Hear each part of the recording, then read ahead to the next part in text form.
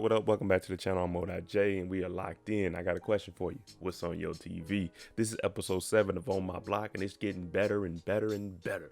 Now we seen Caesar, he may have met Rick. We seen that the crew is getting back together. So at this point, we have Monse, Jamal, Ruby. And Ruby and Jasmine, they getting a little close too again. But before we get into this episode, shout out to the notification gang.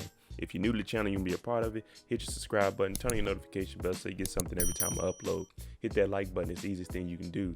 Now we need to move forward because we got the crew together, 75%. Caesar's probably gonna come along, but we still need to figure out who sent these ransom notes and why. So let's jump into it. This is On My Block, episode 7. We kind of got the Caesar family back together. Now, Caesar, they're all at the house. Caesar's dad pulls up, Oscar's girl pulls up, because they're about to head to Portland. Now, we know Caesar was going to head up there with him, but now that Oscar's gone, his head's in a different place, so he needs to stay here, and he tells his dad, if somebody wants me, they're going to find me wherever I'm at, so he's just going to stay here. Now, his dad is actually going to take Oscar's wife and move her up to Portland because she's by herself now, and she's pregnant. So that's where they're going to go. Caesar's actually going to stay here and I guess try to figure it out in these streets.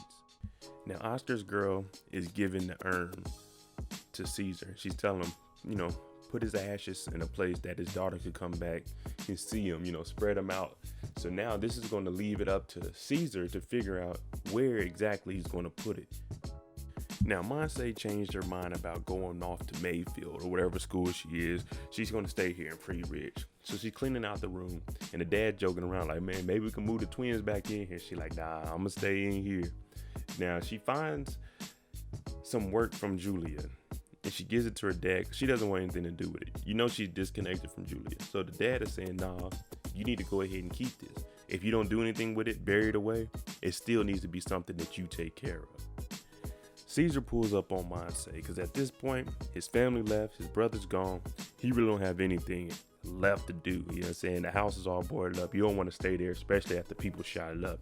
So him and Monse are walking. She's asking, what is he going to do? He's like, he doesn't know. Now, honestly, he can't just go to school because, if he goes to school, that's an easy target. He drives the Black Monte Carlo. That's an easy target.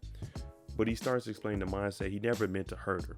It was just the life that he was in, and he was younger and, young and dumb. So Monse, she kind of understands him. And when that apology happens, what it leads to, getting that action on. They go back to Caesar's spot. They all laid up in here. They spent the night together. None of the parents really care what these teenagers are. It's just like, let them run the streets. Who cares? Caesar being Caesar, not thinking anything through. He got Monse over here, got his dirty button down on. I'm talking about he wears his button down everywhere. And Vera shows up with some food. She was just trying to feed her boyfriend. And he comes out the shower like, oh, wait. So the girls, they had a little back and forth. But it ain't looking good for Caesar because he's with Vera. He likes Monse. We done all been there in between two loves. But, hey, man, you got to choose which one's best for you. And I'd go with Monse because Vera, she's in the streets. I'm trying to change up my life anyway. So I'm going to go with the one that's educated. Now, the crew, they come over there. Now we got the whole crew at Caesar's house.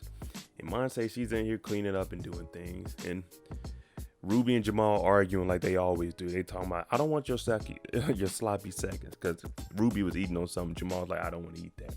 Now, Monse, she comes in there. She has that dirty button down on. But Jamal's like, man, I think I got a boner, man. It's something about Monse. And you can see on Ruby's face, he's like, what is wrong with you? Monse, she's part of the crew, bro. Like, she's messing with Caesar. You just leave that alone. Ruby catches Jamal staring off at Monse's face. And she's like, why are you staring at me? And he got to cover himself up. Like, oh, I was looking at that mustache you got growing in. And then they start joking around. And Ruby's like, yeah, your mustache is growing in from all that booty you've been eating. Jamal's like, I don't do that. The crew, they're putting their heads together because they have to figure out a place that they're going to put this urn at. They're going to spread some of the ashes. Now, between you and I wouldn't be hanging out in front of the house that got shot up. Like, no. Caesar isn't dead, so that means Caesar still has a price on his head in these streets. But they're just hanging out, la-dee-dee, la-dee-da. So they're trying to figure out a place to put this because Caesar, he doesn't know anything about his brother really to know where he would want his ashes put. Caesar starts having flashbacks about his brother once he got jumped out the game. Now, you get jumped in the game, it's blood in, blood out. Some gangs, they'll let you get jumped out and they're going to really put a hurting on you. Some gangs, they don't let you. But this is the point where Oscar was like, I'm leaving. I want you to come with me. That's why he got jumped out the gang. So once he leaves, he doesn't really have to worry about looking over his shoulders for his own crew to try to come and get him. The crew, they're trying to figure things out. So they got to go to Jasmine's house because we know Jasmine, she wants to be in the police academy. She's doing all kinds of stuff. She can access the system. But she's like, look, I can't just do all this on my own. I'm going to need a VIN number or something. So the crew, they just sitting there like, well, at least we got Ruby and Jasmine in the same room. Now, everybody's getting their one-on-one with Jasmine. Monse comes over and she's like, yeah, just because I'm taking care of myself don't mean Ruby can't help either. And when she says that, she's talking about doing the nasty people, just in case you weren't aware of what she was talking about. But Jamal, he's coming over there. He's talking about, I don't think he knows anything about us. Let's just keep it that way. He doesn't know that we're hanging out. Ruby, on the other hand, he's taking it to the extreme. The car that the crew was looking up is a car that Oscar used to have. Now, you remember he sold his car so he can get the money to go to Portland. So what they're going to do is they're going to take the car and they're going to spread some of the ashes in it. But the guy that owns it now, he's kind of a neat freak because the car is in the garage and they're like, all right, we could, spread some of it in the trunk. But the guy's like, yeah, if you guys do that, they're like, what is that in your hand? He had a vacuum so he could get the ashes about the car. So he's like, yeah, y'all can spread it there, but it's not going to stay here. I'm just going to get it out the car. So this idea right here, it was a good idea if they would have bought the car, but since someone else owns it, it's not going to work. Now, Caesar, he wants to be able to put his brother's ashes out because he thinks that somebody's after him. Now, Monse, she's the suburban kid. She don't know the street life, so she's like, no one's coming after you. But for Caesar, he's like, nah, we got to get this done ASAP because you never know what can happen out here. And he at least wants to get this done for his niece because that's all the family he has left. Now they're trying to figure out where they're gonna go. They go over to Caesar's car and it's gone. Vero then took it. She has a key to the car and you hear Monse say, oh, she has a key to the house too. And everybody's looking like, how would you know that? Oh, I'm just assuming because she got caught up in that house that other day. Now Jasmine has it building up on her conscience. She calls Ruby and says, I'm apologizing. I haven't been truthful for you. I haven't been telling you everything. Like, I like the way you're using me, talking about the sex, but I haven't told you, about the college and anything.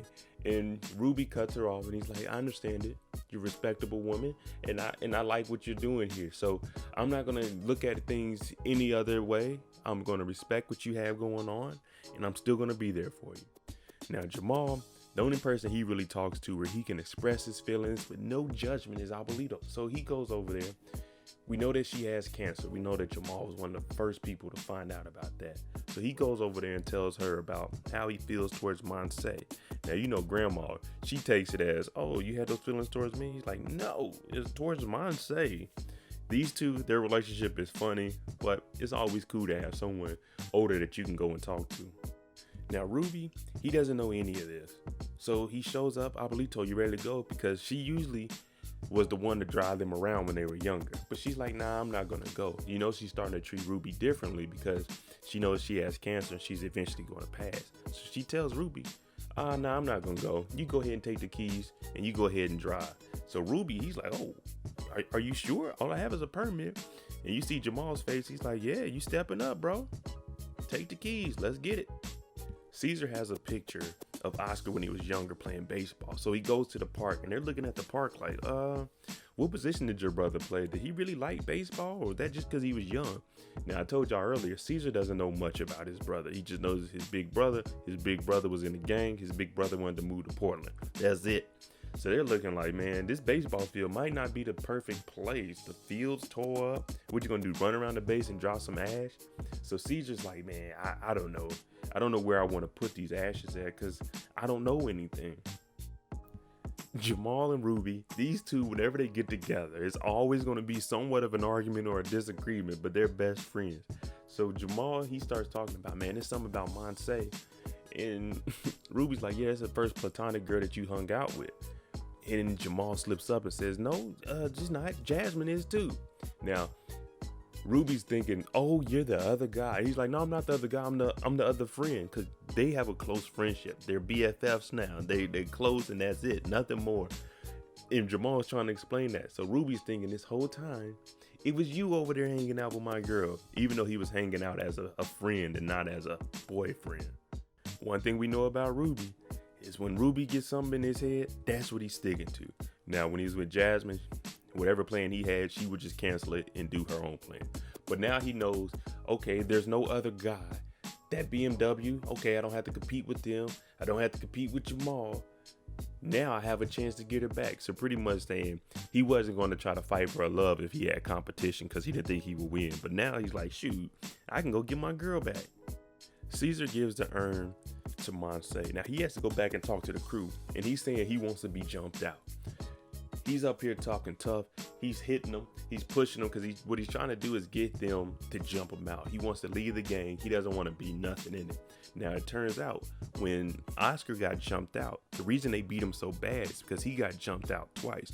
One for himself and one for Caesar. So Caesar, he's out the game. He just didn't know that. It was just up to him to decide when he wanted to leave. And that's what they're trying to tell him. They're like, man, the best thing for you to do is to leave now. Quit pushing me, because if we get on your ass, it's going to be ugly. Because you already been jumped out. Your brother did that for you.